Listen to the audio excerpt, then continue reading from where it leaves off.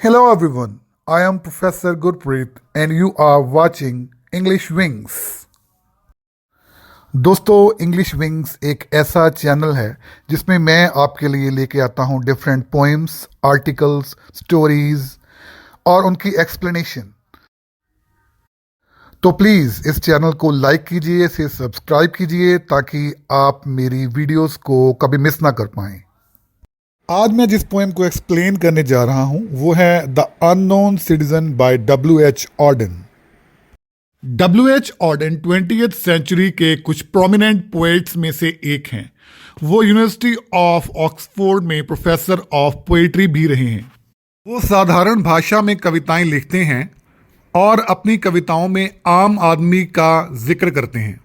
वो एक सोशलिस्ट विचारधारा से जुड़े हुए कवि हैं और उनकी कविताओं का विषय सामाजिक होता है। W.H. ऑर्डन एक ऐसे कवि हैं जो इस बात से बिल्कुल सहमत नहीं हैं कि सरकार का आम लोगों के ऊपर कोई कंट्रोल हो, वो उनकी आज़ादी को ख़त्म करे या उनके ऊपर राज करे। उनकी सिंपल लफ्ज़ों में लिखी हुई कविता बहुत प्रभावित करती है। द अननोन सिटीजन में भी कवि ने एक आम आदमी की ज़िंदगी को ही अपना विषय चुना है।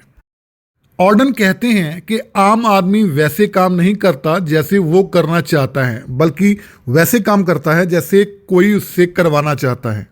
वो अपनी पर्सनल आज़ादी को भूलकर सारे रूल्स और रेगुलेशंस को हर कीमत पर पूरा करता है। किसी को उसकी खुशी की परवाह नहीं है और ना ही उसकी कोई निजी पहचान है। द अननोन सिटीजन में कवि आम इंसान की ही बात कर रहा है जिसकी कोई पहचान नहीं है। इस पोएम का जो मेन कैरेक्टर है उसे कोई नाम नहीं दिया गया। ये इस बात का संकेत है कि एक अननोन, एक आम आदमी का कोई नाम नहीं होता, कोई पहचान नहीं होती। इस पोएम में जो मेन कैरेक्टर है वो अपने सारे फर्ज पूरे करता है, लेकिन फिर भी उसे कोई नहीं जानता, उसकी कोई पहचान नहीं है। तो आइए पढ़ते हैं इस पोएम की stanza wise explanation. He was found by the Bureau of Statistics to be one against whom there was no official complaint, and all the reports on his conduct agree that, in the modern sense of an old-fashioned word, he was a saint, for in everything he did, he served the greater community. Poem की starting line में ही जिस व्यक्ति की बात हो रही है उसका कोई नाम नहीं है। ब्यूरो ऑफ स्टैटिस्टिक्स के मुताबिक उसके खिलाफ कोई कंप्लेंट नहीं है, कोई भी उसके खिलाफ शिकायत दर्ज नहीं हुई है। यहाँ ये बताना ज़रूरी होगा कि ब्यूरो ऑफ स्टैटिस्टिक्स एक सरकारी विभाग है जो नागरिकों का रिकॉर्ड रखता है। तो उस रिकॉर्ड के मुताबिक ये व्यक्ति जिसके बारे में बात हो रही है एक शरीफ आदमी है। सारे रिकॉर्ड और सारी रिपोर्ट्स ये बताती हैं कि उसका काम और व्यवहार बिल्कुल संतोषजनक था। उसने कभी कोई कानून नहीं तोड़ा और जो भी किया कानून के दायरे में रह के किया। अगर मॉडर्न सेंस में बात की जाए तो ऐसा व्यक्ति एक संत की तरह था जिसे आजकल एक ओल्ड फैशन्ड वर्ड कहा जाता है। उसने जो भी किया कानून के दायरे में किया। Except for the war, till day he retired, he worked in a factory and never got fired, but satisfied his employers Fudge Motors Inc., yet he wasn't a scab or odd in his views, for his union reports that he paid his dues, and our social psychology workers found that he was popular with his mates and liked a drink. इन लाइनों में कवि कहता है कि जो अज्ञात आदमी है वो फज मोटर इनकॉर्पोरेटेड में काम करता था और उस कंपनी में एक वर्कर के तौर पर उसका रिकॉर्ड बहुत अच्छा था। उसके मालिक उससे संतुष्ट थे और उसे कभी नौकरी से निकाला नहीं गया था। वो रिटायर होने तक वहीं काम करता रहा। बेशक उसने युद्ध के समय छुट्टी ली थी, लेकिन उस छुट्टी में भी वो सेना के साथ युद्ध करने के लिए गया था। फैक्ट्री में काम करते हुए उसके व्यवहार में कुछ भी अजीब या डिफरेंट नहीं था। वो अपने बाकी साथियों के साथ हड़ताल में भी शामिल होता था और अपनी ट्रेड यूनियन जिसका वो मेंबर था उनको वो नियमित रूप से चंदा भी दिया करता था कि यूनियन के मुताबिक भी वो एक अच्छा आदमी था।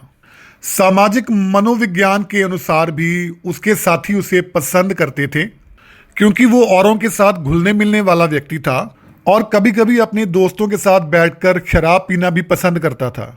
तो इस तरह एक एम्प्लॉय के तौर पर कुछ भी उसके विरुद्ध नहीं था।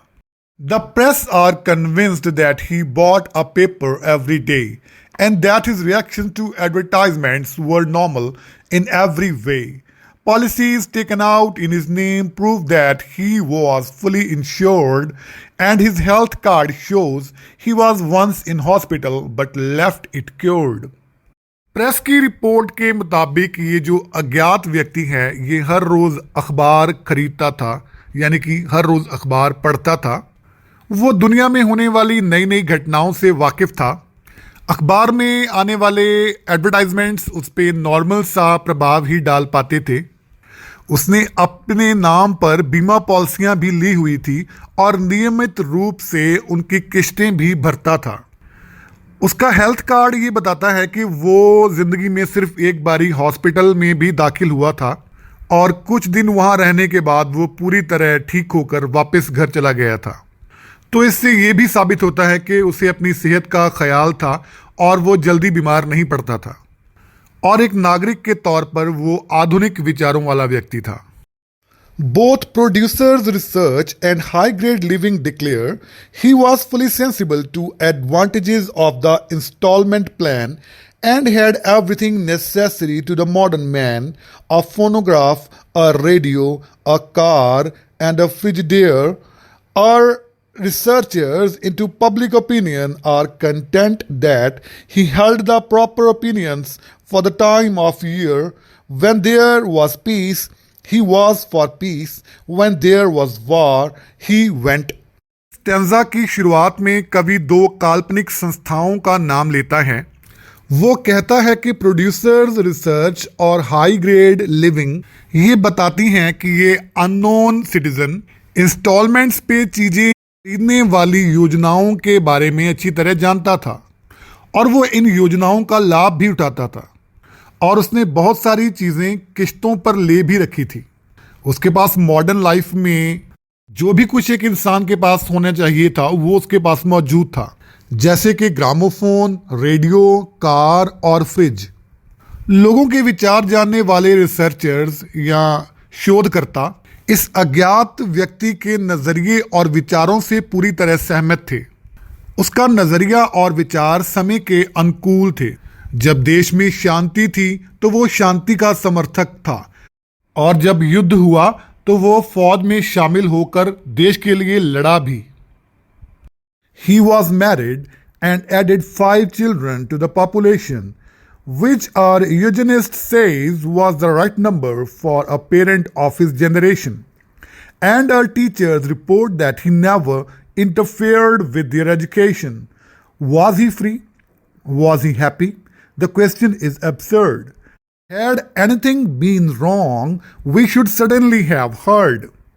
पोएम की इन कंक्लूडिंग लाइंस में ऑर्डन कहते हैं कि ये अज्ञात आदमी मैरिड है, वो शादीशुदा है और उसने राष्ट्र की सेवा के लिए 5 बच्चे भी पैदा किए। वो एक्सपर्ट्स जो सेहतमंद बच्चों के पैदा होने के लिए जिम्मेवार फैक्टर्स का अध्ययन करते हैं, उनका कहना है कि उसने सही गिनती में बच्चे पैदा किए हैं। टीचर्स का ये कहना है कि उसने पढ़ाई के मामले में अपने बच्चों को काफ़ी आज़ादी दे रखी थी और वो कोई इंटरफेयर नहीं करता था उनकी पढ़ाई में। डिफरेंट एजेंसीज और डिपार्टमेंट्स को उस अज्ञात व्यक्ति के रिकॉर्ड्स के बारे में बहुत कुछ पता था, लेकिन क्या किसी को ये पता था कि वो आज़ाद है या नहीं, क्या वो खुश है या नहीं।